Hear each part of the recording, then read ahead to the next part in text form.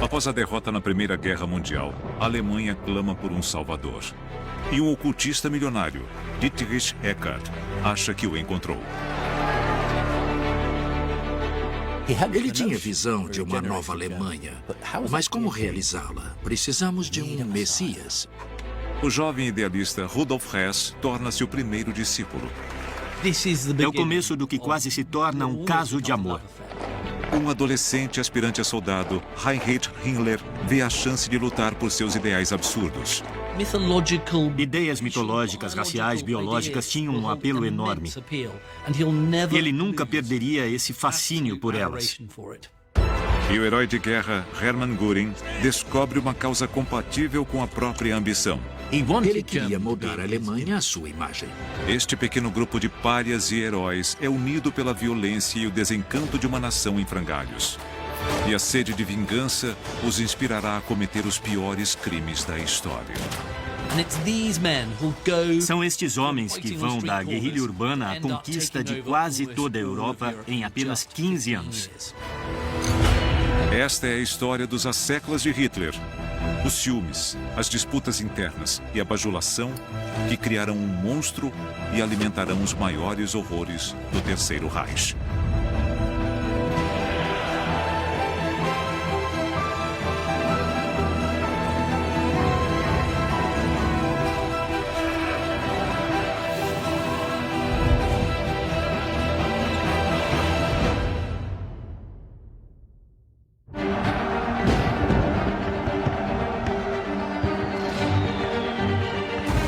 A história do círculo íntimo de Hitler começa nos últimos dias da Primeira Guerra Mundial. Em uma base aérea no leste da França, o esquadrão alemão mais famoso de todos os tempos, o Circo Voador de Richthofen, aguarda sua próxima missão. 7 meses antes, eles perderam seu líder lendário, Manfred von Richthofen, o Barão Vermelho.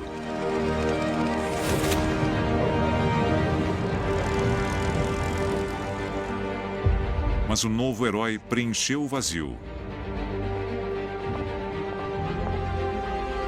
Um as da aviação chamado Hermann Göring. Göring era um herói nacional. Na Primeira Guerra, ele foi um soldado de infantaria fantástico. E depois se tornou piloto, um piloto brilhante. Ele derrubou 22 aviões. E merecidamente recebeu a honraria máxima da Alemanha, a Pour le Mérite.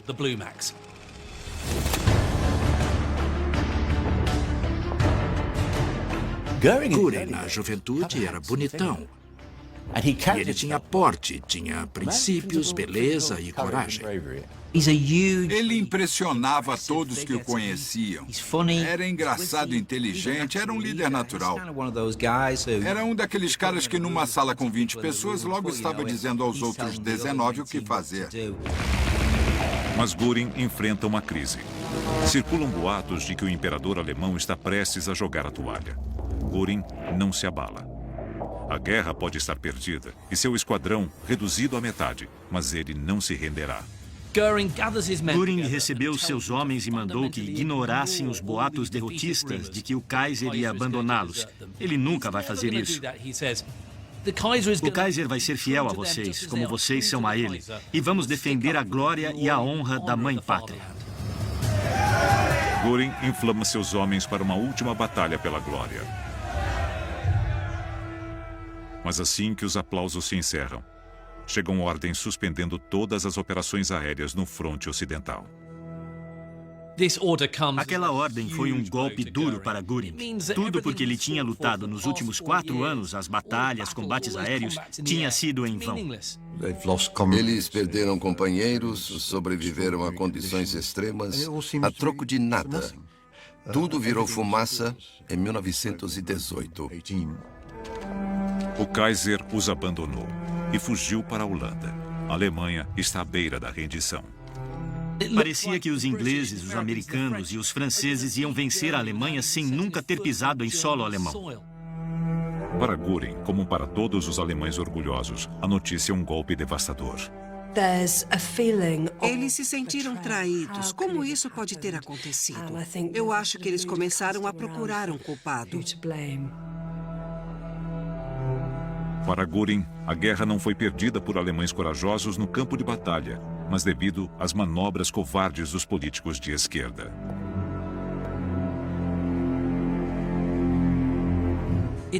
Foi o começo para Göring e para milhões de alemães da sensação de terem sido passados para trás. Göring tem ordens para entregar suas aeronaves aos aliados, mas ele não pretende obedecer àqueles que o traíram. Para impedir que caiam em mãos inimigas, Göring instrui seus homens a decolar com os aviões e destruí-los em solo alemão. Esse tipo de atitude revela sua autoconfiança, sua autoestima. A ideia que podia ignorar regras não se aplicavam a ele. A Alemanha pode ter se rendido, mas Göring se recusa.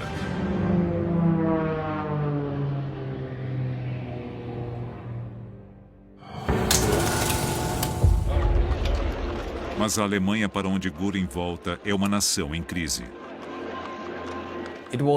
O país estava um caos. Com o exército alemão voltando, havia milhões de desempregados e muita tensão, não só na política, mas na economia. A pobreza e a fome estão em toda parte. A lei e a ordem desmoronaram. E uma revolução socialista está varrendo o país. Os intelectuais alemães se dividem entre as políticas de extrema esquerda e extrema direita. E no sul alemão, a capital da Bavária, Munique, é o epicentro do extremismo.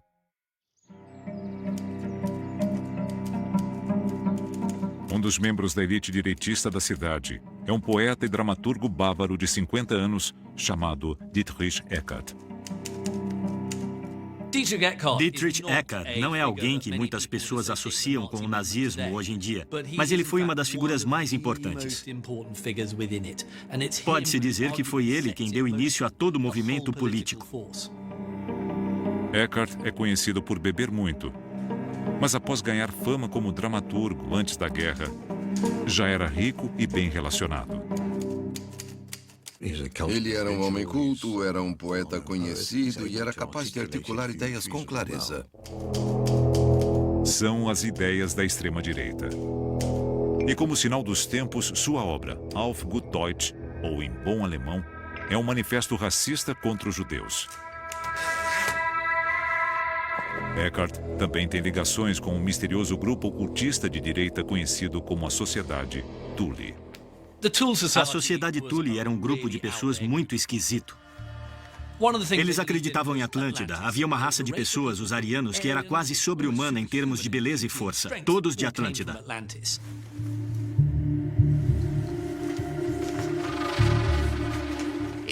A ideia era que os povos arianos ou teutônicos eram a grande força civilizadora da história. E eles tinham se tornado germânicos. O povo alemão, o povo ariano teutônico era o melhor, porque era o que o destino e a natureza desejavam. Por mais bizarras que sejam as crenças, na psique devastada dos alemães, a ideia de um passado glorioso oferece uma fuga da realidade humilhante.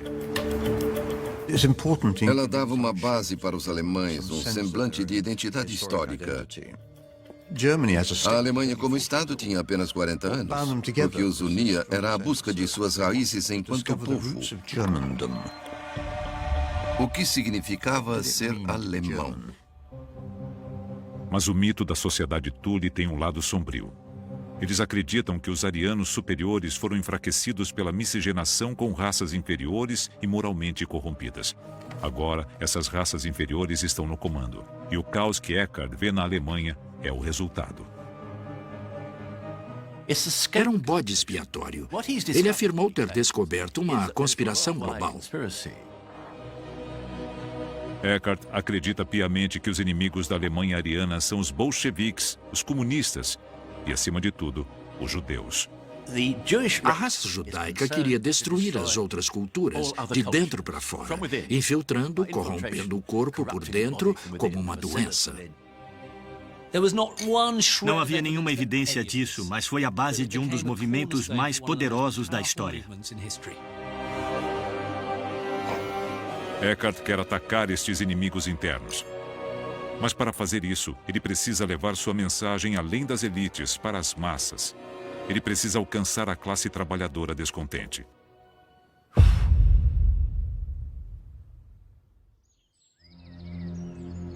Enquanto isso, com seu esquadrão dissolvido, Hermann Göring volta a Munique. Ele saiu da guerra como um herói, aos olhos de muitos, mas cheio de ressentimento, raiva, frustração. A Alemanha, depois de tanto esforço, de tanto sofrimento, devia ter obtido uma grande vitória, mas sofreu uma derrota humilhante. Hermann sente a humilhação na própria pele. A violência se espalha pelas ruas e ex-oficiais militares como Göring estão no topo da lista negra das gangues socialistas. Ele é atacado por arruaceiros que tentam arrancar as insígnias militares do seu uniforme. Não é a dor física, mas o completo desrespeito ao uniforme que o marcará para sempre. O fato de o uniforme e as medalhas que ele ganhou não serem mais dignos de respeito só aumentou a raiva de Göring. Aquilo era incompreensível, jamais teria acontecido alguns meses antes. Que recepção era aquela para pessoas como Göring? Incapaz de encontrar trabalho em Munique, o ex-piloto de caça é obrigado a ganhar a vida como piloto de acrobacias itinerante. No começo de 1919, ele escapa da desordem, deixando a Alemanha. A fuga constante do caos será uma das marcas de sua carreira futura.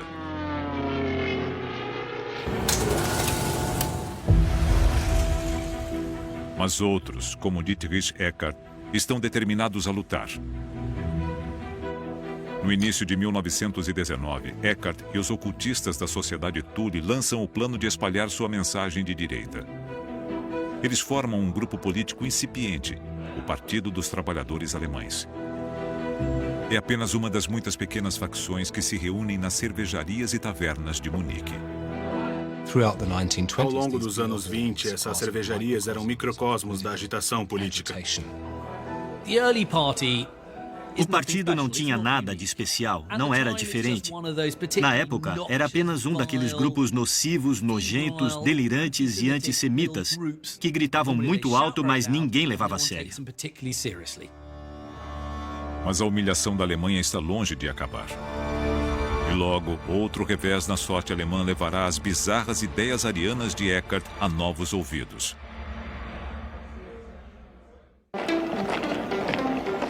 No verão de 1919, os aliados vitoriosos se reúnem em Paris.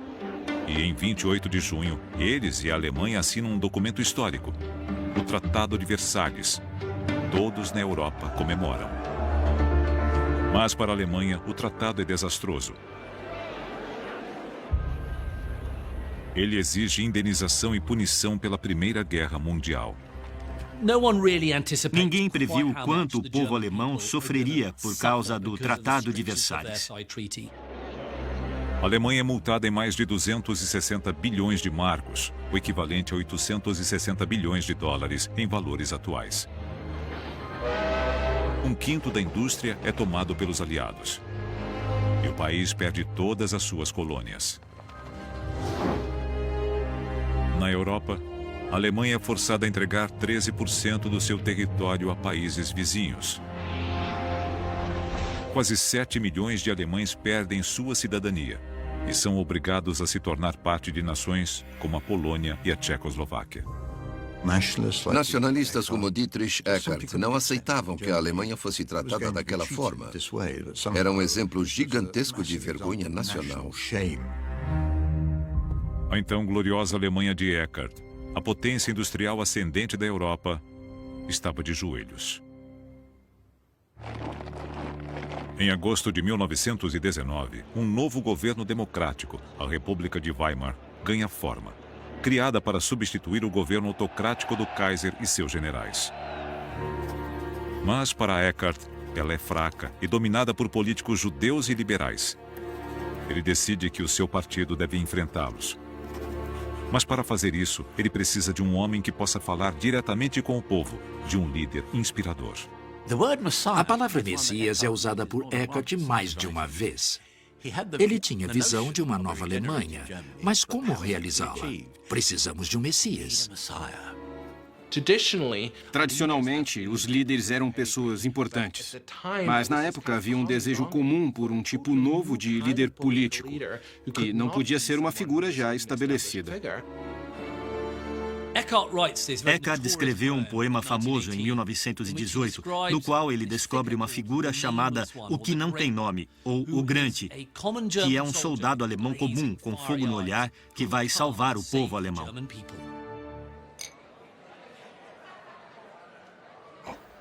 No outono de 1919, em uma reunião do Partido dos Trabalhadores Alemães, um espião os vigia. Ele foi enviado pelo exército alemão para relatar os acontecimentos.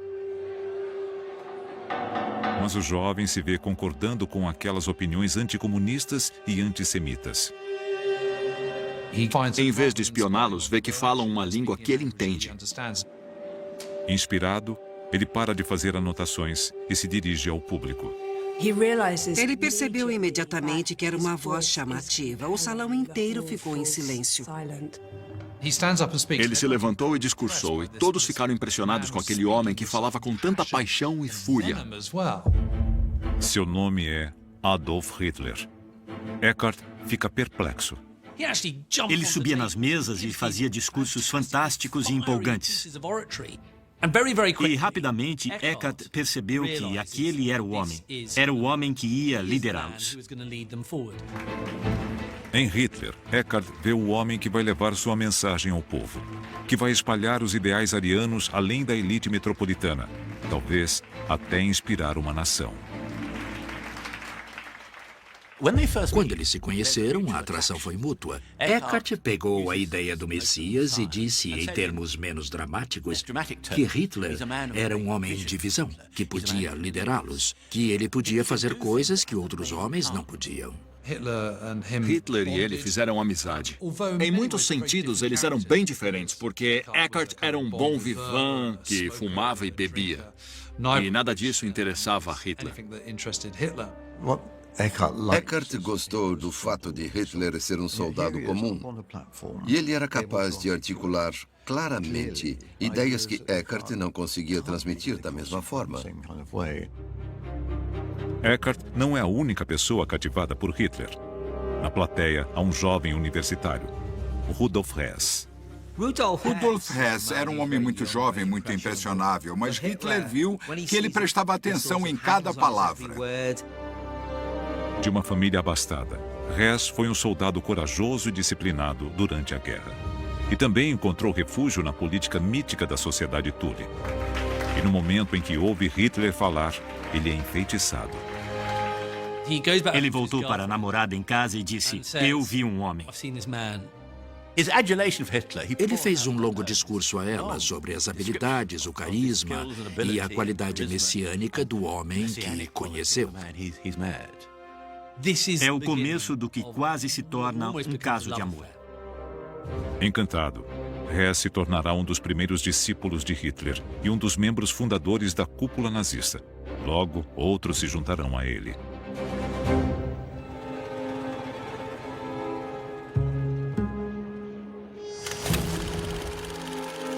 Entre eles, o perturbado filho de 19 anos de um professor.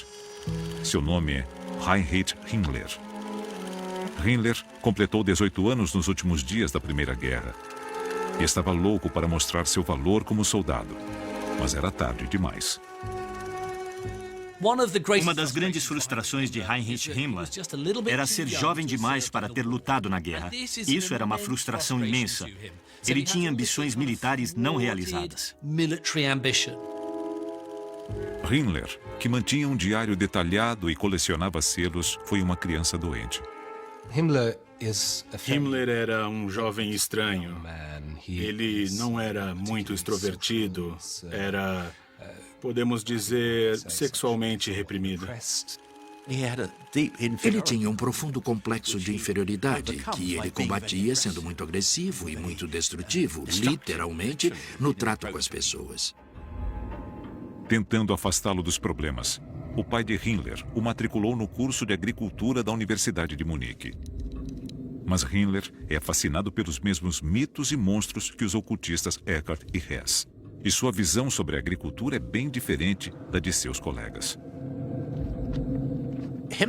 Himmler era uma figura misteriosa. Ele adorava o mistério, ele adorava o oculto, adorava lendas.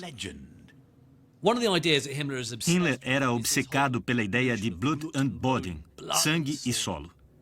A sociedade alemã tinha que voltar às suas raízes tradicionais e adotar uma economia muito mais agrícola. E também se tornar uma raça ariana muito mais pura. E ao fazer isso, a Alemanha encontraria força e poderia erguer um império. Para o jovem Himmler, aquelas ideias quase mitológicas, raciais, biológicas, tinham um apelo enorme. E ele nunca perderia esse fascínio por elas. E logo, o aspirante a soldado encontrará o homem que realizará os seus sonhos e lhe dará a chance de lutar por seus ideais insanos. Mas, por enquanto, este homem ainda está longe do produto final. Embora Eckart acredite que Hitler seja o redentor das profecias, ele admite que o jovem impetuoso é um diamante bruto que precisa ser lapidado. Hoje nós diríamos que Eckart se tornou o mentor de Hitler. Basicamente, Eckart vestiu Hitler para deixá-lo respeitável. Ele lhe deu uma gravata, uma camisa, um terno e um belo sobretudo. E o levou até os seus apoiadores ricos e disse: "Vejam, este é o homem que um dia vai liberar a Alemanha e nos liderar." Mas Eckart descobre que não é fácil lapidar um diamante bruto. Sim, ele podia estar de terno e gravata e com o cabelo penteado, mas em festas sofisticadas ele começava a gritar impropérios contra os judeus, que chocavam as mulheres. E ele também se empanturrava de comida porque estava com fome e era pobre. Ele não tinha nenhuma educação. Mas, gradualmente, Eckart refina a etiqueta de Hitler. E os dois homens, embora separados por mais de 20 anos de idade, tornam-se próximos. Era uma relação de pupilo e professor, de pai e filho. Havia um sentimento fraternal entre os dois. Com Hitler nomeado diretor de propaganda do partido, os dois homens começam a refinar as teorias e crenças do movimento. Juntos, eles são uma equipe formidável. Hitler e Eckart se complementavam perfeitamente. Embora Eckart fosse um péssimo orador, ele era um ótimo escritor e teórico, enquanto as ideias de Hitler eram muito confusas e ele não escrevia muito bem. Então o que Eckart podia fazer era pegar as palavras de Hitler, poli-las, ordená-las e devolvê-las a ele. E Hitler as amplificava com a sua oratória fantástica, que cativava o público. Funcionava brilhantemente.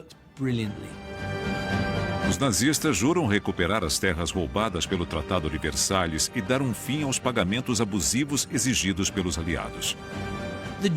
Era genial porque era uma coisa simples, fácil de lembrar. Por isso tinha muita força política. Eckart cria um lema: Deutschland erwahre. Alemanha, acorde. O partido também ganha um novo emblema de origem ariana, segundo os místicos da sociedade Thule: a suástica. E o movimento é renomeado Partido Nacional Socialista dos Trabalhadores Alemães. Nasce o Partido Nazista. Lentamente, o movimento ganha força e homens poderosos começam a prestar atenção. Homens como o capitão Ernst Röhm. Para os nazistas, Röhm, ainda um oficial da ativa no exército alemão, pode ser um quadro importante. Ele tem acesso a homens e armas. Röhm era um soldado condecorado. Na Primeira Guerra Mundial tinha ganhado muitas medalhas por bravura. Ele amava a guerra, amava o exército, o combate, o conflito. Ele acreditava que os fins só eram atingidos por meios violentos. Mas, sob o Tratado de Versalhes, o amado exército de Röhm foi reduzido a apenas 100 mil homens. E os aliados estão confiscando e destruindo seu equipamento. Então, o exército escolhe Rom para montar grupos paramilitares não oficiais e estocar armas. Rom estava construindo uma força formidável, era um contrabandista de armas, e isso lhe deu o apelido de Rei das Metralhadoras. E Rom usa medo e violência para cumprir sua missão. Era uma figura muito desagradável, era impiedoso e brutal. Era viciado no poder, poder e autoridade. Rom é atraído pela mensagem nazista e por seu novo e carismático porta-voz. Mas seu relacionamento com Hitler não é um mar de rosas. Para ele, Hitler é um meio para seus próprios fins. Ele era um oficial, um capitão, então ele se considerava acima de Hitler. Hitler deveria seguir suas ordens. No início, o partido nazista não via Hitler como um líder, e sim como um animador. Ele era um homem que podia conquistar apoio.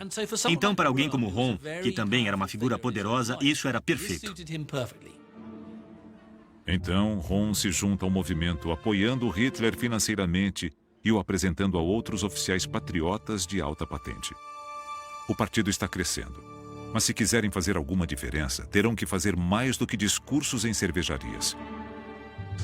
Em dezembro de 1920, Eckart e Rom veem a chance de espalhar a mensagem nazista pelas ruas.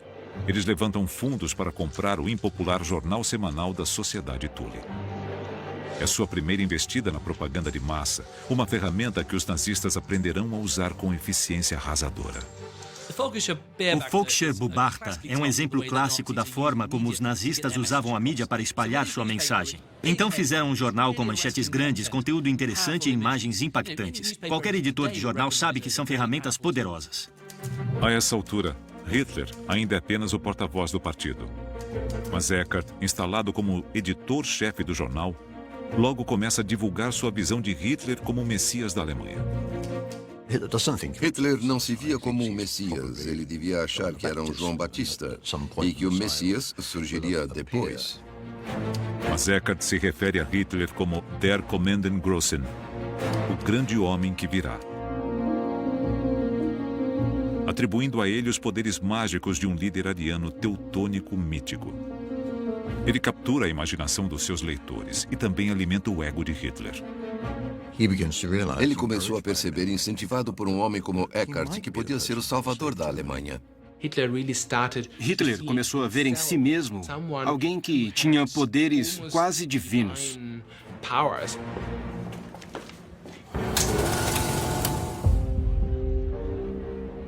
E Eckart não é o único nazista a enxergar Hitler dessa forma. Agora, Rudolf Hess se dedica a fazer a vontade de Hitler. Hess era um daqueles indivíduos no movimento que podemos descrever como adulatórios. Ele tinha a necessidade de admirar e respeitar e venerar. Hitler era muito frio, mas isso não desmotivava Hess. E isso tornava ainda mais atraente, talvez pelo mistério. Hess era quase apaixonado por Hitler. Ele estava encantado como um cachorrinho. Era carinhoso. Ele sabia que sempre viveria à sombra daquele homem e queria viver à sombra dele. Logo após o artigo de Eckart, Hess começa a se referir a Hitler como o líder, Der Führer. E o Führer de Hess está prestes a se transformar.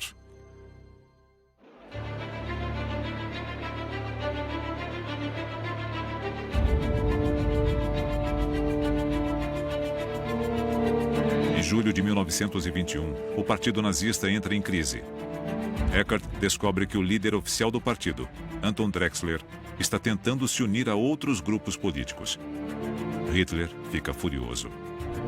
Por que permitir que outros partidos poluam o seu manifesto? Ele renuncia imediatamente. Mas em segredo, Hitler não tem nenhuma intenção de dar as costas aos nazistas. Foi uma jogada muito inteligente de Hitler. Basicamente, ele renunciou para voltar ao poder. Como? Ele disse, vocês podem me apoiar ou se virar sem mim. Ele sabia, como qualquer bom negociador, que tinha o as na manga. Iam apoiá-lo e ele sabia disso. Através de Dietrich Eckart, Hitler exigiu se tornar o presidente do partido com poderes ditatoriais. Eckart leva o ultimato de Hitler ao partido e convoca uma votação. Por maioria esmagadora, 543-1, eles abandonam Drexler e fazem de Hitler seu líder oficial. Eckart entrega a Hitler o controle total do partido nazista, mas logo se arrependerá disso. Os nazistas ainda são um grupo pequeno e pouco importante. Se quiserem realizar seu plano de tomar o poder à força, precisarão de mais do que palavras. Precisarão de um exército. Não esqueça que a política alemã na época era uma atividade extremamente violenta. Ernst Röhm começa a criar a própria força paramilitar do partido, a chamada Divisão de Esportes. No outono de 1921, ele já tinha 300 homens e um novo nome, a Tropa de Assalto, Sturmabteilung. A SA de Röhm expulsa manifestantes de reuniões e intimida oponentes políticos. Mas eles não têm disciplina. Precisam de um líder. E como oficial do exército, Röhm não pode assumir o papel. Na hora certa, o homem perfeito para a vaga retorna a Munique. O renomado herói de guerra, Hermann Göring, está de volta. E o ambicioso as da aviação é atraído pela causa que pode lhe dar o poder e a influência que tanto deseja. Göring pensou, tenho que me unir a isso. É um movimento pequeno e posso ser importante nele. Göring não acredita em todas as políticas extremistas de Hitler, mas está disposto a deixar de lado qualquer objeção moral em troca de poder e reconhecimento pessoal. Ele viu no nazismo um meio de obter ganhos pessoais. Ele defendia os próprios interesses. Ele queria moldar a Alemanha à sua imagem. Um dia após ver Hitler falar pela primeira vez, os dois homens se encontram. E Göring entende seu valor para Hitler e o partido nazista. Ele era uma celebridade, era famoso, as pessoas veneravam Göring. Era bom tê-lo no seu time. Junto com os outros membros da cúpula, eles começarão a tirar das sombras o incipiente partido nazista. Com Hess recrutando mais membros e Röhm garantindo o treinamento do exército em segredo, Göring começa a transformar a Sturmabteilung em uma força formidável. Sem dúvida, Göring era um político hábil e sabia como organizar os soldados. Ele sabia o que fazia.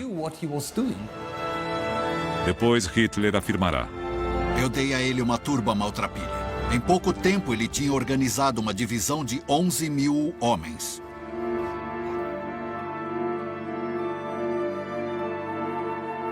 Mas enquanto Göring, Röhm e Hess ganham espaço, Dietrich se vê cada vez mais longe da órbita de Hitler. Ele achava que Eckart tinha se tornado um risco em termos políticos. Ele bebia demais e pensava demais e agia de menos. Não era revolucionário o bastante. Hitler está cansado de seu mentor e Eckart busca refúgio na garrafa. Eckart começou a ter dúvidas a respeito de Hitler e também o acusou de ter um complexo de Messias, o que era irônico, porque era Eckart quem estava procurando o Messias. E lá estava o Messias, mas não era o que Eckart queria. Hitler rotula Eckart de fatalista, pedante e pessimista. De repente, Eckart percebe: o que eu fiz? Acho que criei um monstro que não vou conseguir controlar. Ernst Röhm também encara uma crise. Ele chama a atenção de seus superiores no exército, preocupados com seu envolvimento crescente com a política de extrema-direita. Ele recebe um ultimato: sua carreira ou o partido nazista. Röhm tinha uma escolha muito clara entre ficar no exército e ajudar a restaurar a antiga glória do exército alemão ou se dedicar totalmente aos nazistas. Foi uma decisão muito difícil. Por enquanto, Röhm continua recrutando membros para sua milícia. E um jovem idealista especialmente motivado desperta o seu interesse. O aspirante a soldado, Heinrich Himmler. Himmler vê em Röhm a oportunidade de usar um uniforme e de dizer: sou um soldado de chumbo, de certa forma, mas serei visto como soldado. Essa é a atração. Röhm apresenta a Himmler o ascendente partido nazista. E em agosto de 1923, ele se torna um membro do partido 14.303. A princípio, ele fica sob a proteção de Ron. Há poucos indícios de que ele se tornará o antissemita mais violento e temido de todos. Os membros-chave estão posicionados. Agora só precisam de uma chance para deixar sua marca. Os eventos conspiram para ajudá-los quando a Alemanha mergulha no caos econômico e a hiperinflação domina a economia. Um pão sobe de 165 marcos para mais de 1 bilhão em apenas 10 meses. A hiperinflação de 1922 e 23 deixou muitos alemães traumatizados. Da noite para o dia, fortunas perderam todo o valor. Naquele ano, muitos alemães não sabiam o que ia acontecer. Tudo ia desabar? O que estava acontecendo? Como tirar a Alemanha da crise? O governo de Weimar se vê obrigado a suspender os pagamentos aos aliados. Em retaliação, tropas francesas e belgas confiscam um dos poucos bens da Alemanha, o Ruhr, o cinturão industrial do país. Pela primeira vez, forças estrangeiras invadem o território soberano alemão. Nada é pior para um povo do que uma ocupação. E para os alemães, um povo extremamente orgulhoso, foi um grande insulto, uma grande humilhação. Para Göring e os nazistas, é um chamado às armas. Eram as condições perfeitas, o colapso completo da economia e a ruína da classe média. Então sentiram que 1923 era o momento. Vamos dar o golpe. Göring sabe que o tempo está passando e quer agir logo.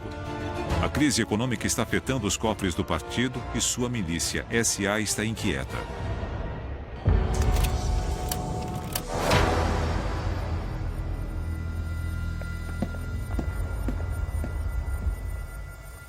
Para Ron, é a hora da decisão.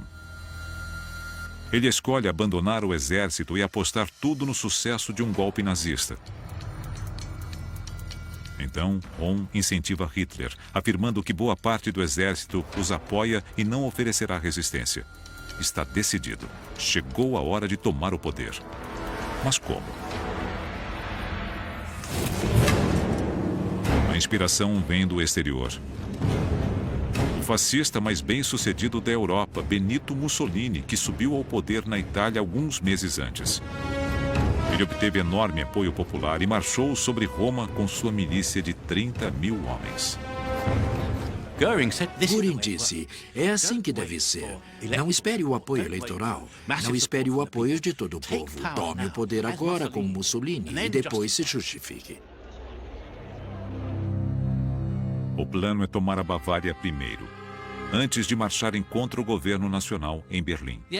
A ideia do putsch era desafiar o governo bávaro em Munique para desafiar o governo alemão em geral. Era muito simples. A Bavária está nas mãos de 3 pessoas: o chefe da polícia, o do exército e o primeiro-ministro do estado, Gustav von Kahr. Se conseguirem recrutar estes 3 homens, terão o apoio do exército e da polícia. Mas há um problema. Ao contrário de Mussolini, Hitler ainda é quase desconhecido fora de Munique. Para que tenham alguma chance, eles precisam de um representante temporário com apelo nacional. Eles abordam o general Erich Ludendorff, herói da direita alemã e um dos grandes comandantes da Primeira Guerra Mundial. Ludendorff era a própria imagem de um general prussiano e era uma figura muito respeitada pelos alemães. Quando os nazistas descobrem que o primeiro-ministro von Kahr fará uma reunião pública na Bilger Braukeller, uma das principais cervejarias de Munique, e que os chefes da polícia e do exército bávaros também estarão lá, eles sabem que não podem perder tempo. Quando ficaram sabendo, os nazistas tiveram medo de que von Kahr se adiantasse a eles. Desconfiavam que von Kahr iria declarar a Bavária independente da Alemanha. E os nazistas não queriam isso. Pensavam, temos que agir rápido agora. Göring mobiliza sua tropa de assalto. Ele e Hess vão liderar um ataque à própria Bilger Braukeller. Seu plano é invadir a reunião e capturar os 3 homens-chave de uma vez só. Depois, unidades da SA, incluindo as de Ron e Himmler, assumirão o controle dos principais prédios da polícia e do exército na cidade. Eles aguardam a ordem final. É o momento que Göring tanto esperava. Ele vestiu seu uniforme completo com a Pour le Mérite. Era o grande momento dele. Era a chance de recuperar a sua honra militar. Göring estava pensando grande. Aquela era a fagulha que daria início ao incêndio, o controle da Alemanha. Para o círculo próximo de Hitler, aquele era o momento que estavam esperando. Era a oportunidade de tomar o poder à força e mostrar ao mundo quem eles eram. Göring chega a Bilgerbräu-Keller com 100 membros da sua tropa de choque fortemente armada. Ao todo, 600 homens cercam a cervejaria. Os soldados de Göring eram muito disciplinados e bem vestidos. Então, quando desceram dos caminhões em frente a Bilgerbräu-Keller, a polícia local presumiu que era uma unidade do exército normal e deixou que eles passassem. Foi uma manobra fantástica. Na cervejaria, Gustav von Kahr se dirige ao público. Como previsto, os chefes da polícia e do exército bávaros estão com ele. Göring e seus homens invadiram a Bilgerbräu-Keller e montaram uma metralhadora Maxim em uma ponta do salão, que lhes dava a capacidade de acabar com todos que estavam lá. Então avançaram pelo meio do salão, abrindo caminho para Adolf Hitler.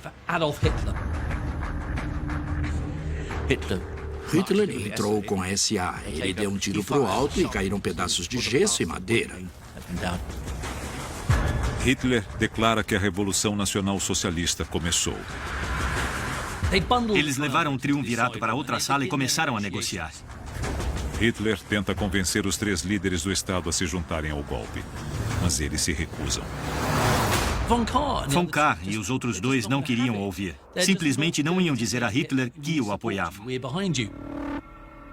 Hitler precisa do poder de persuasão de seu representante nacional, Ludendorff.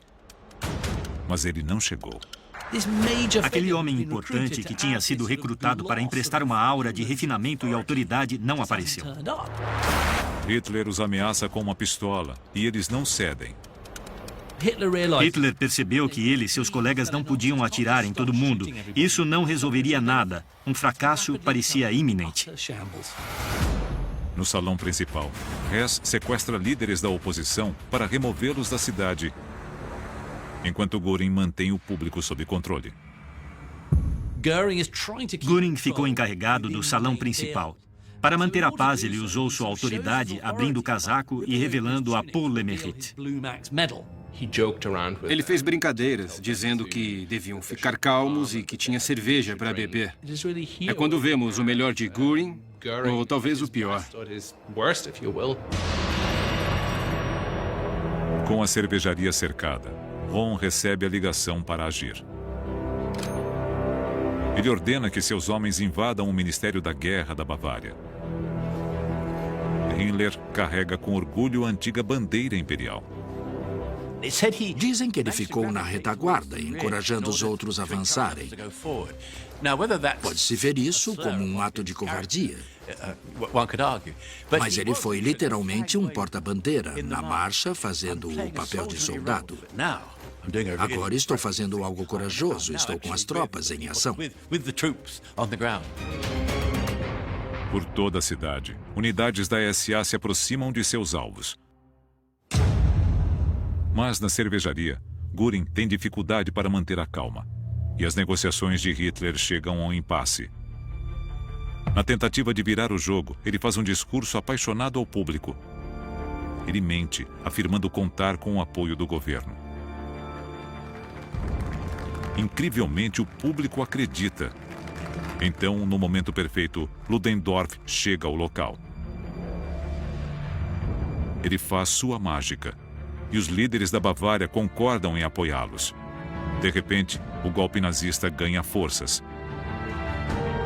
Nas ruas, a unidade de Ron e Himmler assume o controle do Ministério da Guerra. E algumas unidades da polícia e do exército de Munique decidem se juntar ao levante. Começa a parecer que o golpe será bem sucedido. Então Hitler decide deixar Göring e Ludendorff no comando para checar o progresso de Ron. Hitler deixou a Bilger Braunkeller e foi até as barricadas, onde encontrou Röhm.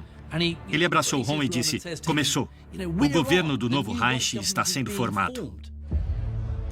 Na Bilger Braunkeller, o clima está mais tranquilo. Mas com Göring distraído, pegando bebidas para seus homens, Ludendorff comete um grave erro. Parece que Kahr convenceu Ludendorff a deixá-lo ir e Ludendorff disse: dê sua palavra de que não vai voltar atrás. Von Kahr garante a Ludendorff que não vai traí-los. Passa pelos soldados bêbados de Göring e parte. Em outra cervejaria, do outro lado da cidade, Dietrich Eckart, o antigo mentor de Hitler, não faz ideia de que há um golpe em andamento. Não há exemplo maior de como Eckart estava longe da órbita de Hitler do que o fato de só ter ficado sabendo do golpe em uma ligação após a meia-noite. Um colega ligou para ele dizendo: onde você está? Veja o que aconteceu. O partido acabou, literalmente. Quando Eckart fica sabendo que Von Kahr foi libertado, ele vê o perigo. Ele sabia que não podia confiar em Von Kahr e gritou: fomos traídos. Os instintos de Eckart estão corretos. Von Kahr logo convoca o exército. Em um instante, os nazistas se veem em desvantagem. O golpe é interrompido. E ao nascer do sol, no dia seguinte, Göring e o resto da cúpula não sabem o que fazer.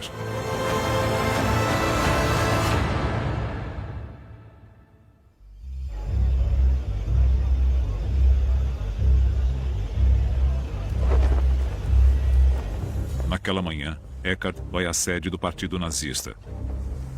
Os soldados da SA estão cantando seu slogan: Alemanha, acorde! Mas Eckart, um dos homens que deram início a tudo, foi deixado à margem do golpe. Então, seu ex-pupilo também chega. O carro de Hitler parou de repente em frente a Eckart. Hitler olhou com raiva e disse: entre no carro de trás e me siga. Foi a última vez que os dois se falaram.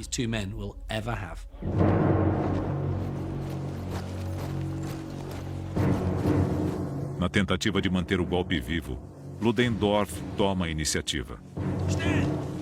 Foi Ludendorff quem tomou a dianteira e disse: vamos marchar.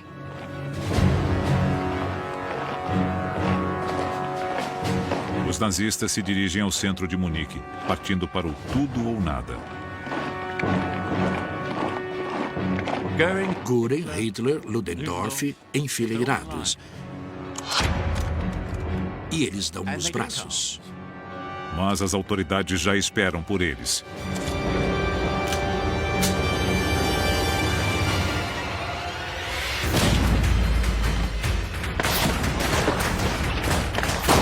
Göring leva um tiro na perna e fica gravemente ferido.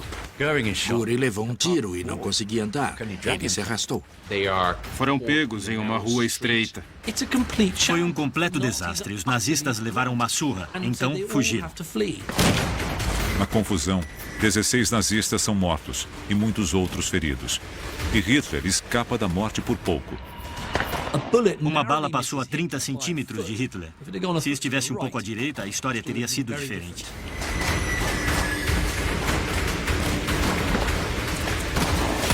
Eckart observa, enquanto o homem que ele descreveu como grande foge para salvar a própria vida.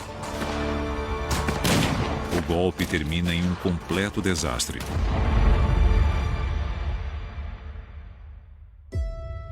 Gravemente ferido, Göring foge para a Áustria.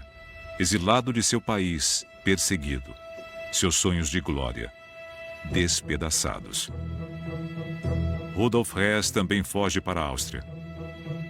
Enquanto Himmler volta para a casa de sua mãe, ainda não importante o suficiente para atrair a atenção das autoridades. Röhm se entrega e é preso junto com Hitler. O Putsch foi um fracasso completo. A cúpula é desfeita, o partido dissolvido. E o Führer está atrás das grades.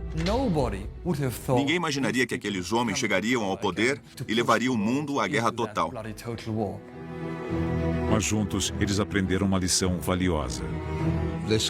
Aquele tipo de política revolucionária não funcionava. Eles teriam que subverter a democracia, tornando-se democratas.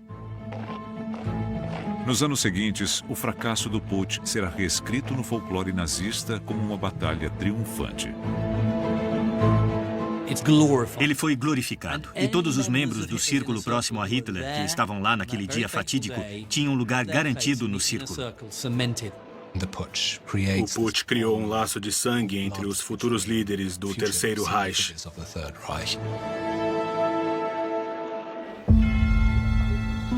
Mas Dietrich Eckart não viverá para ver o despertar do Terceiro Reich.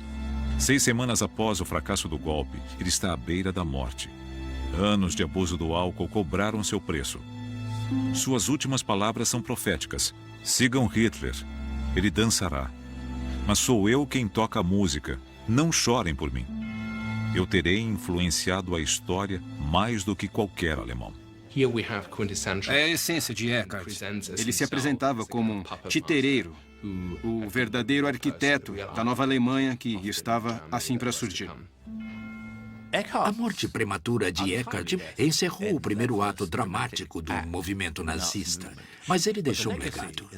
Eckart jamais soube, mas em público, pelo menos, Hitler sempre o respeitou, quase como um membro permanente da cúpula. Ele dedicou o primeiro volume de Mein Kampf a Eckart e o chamava de pai espiritual do nacional-socialismo. Eckart pode ter morrido, mas suas ideias não morreram com ele.